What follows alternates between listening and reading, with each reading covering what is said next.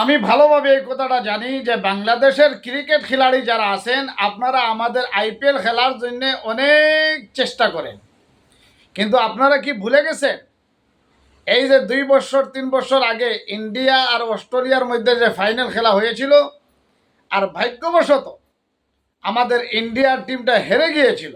তখন আপনারা কেমন হাসি ঠাট্টা মস্করা করেছিলেন বন্ধুরা, আপনাদের কি মনে আছে? আপনারা তখন কি বলেছিলেন? আপনারা এটাই বলেছিলেন যে আমরা প্রয়োজনে কচু গাছকে সাপোর্ট করব, কিন্তু ভারতকে আমরা সাপোর্ট করব না। কিন্তু আজকে আমি বাংলাদেশের বন্ধুদেরকে, ওই সমস্ত ভাইদেরকে আমি বলতে চাই যে আপনারা এইভাবে যে বললেন, আর এখন আইপিএলে আপনারা অংশগ্রহণ করার জন্যে হাহাকিরিত হয়ে থাকেন কেন বন্ধু?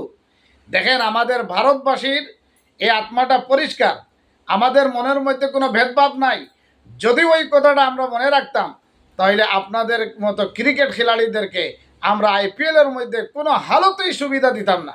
কিন্তু আমাদের ভারতীয় মানুষের অন্তরটা ক্লিন এবং পরিষ্কার, এই জন্য আপনাদের এইবারও ভাগ্য খুলে গেল। দাদারা, আপনাদের ভাগ্য খুলে গেল। আপনাদের সিনিয়র্স বোলার মুস্তাফিজুর রহমানকে এইবারও আমাদের কলিকাতার টিমের মধ্যে আমরা সুবিধা দিয়ে দিচ্ছি। যদি আপনাদের মন মানসিকতা ভালো থাকে, আমি বলবো আপনারা কমেন্টের মধ্যে ধন্যবাদ ইন্ডিয়া অবশ্যই লিখবেন।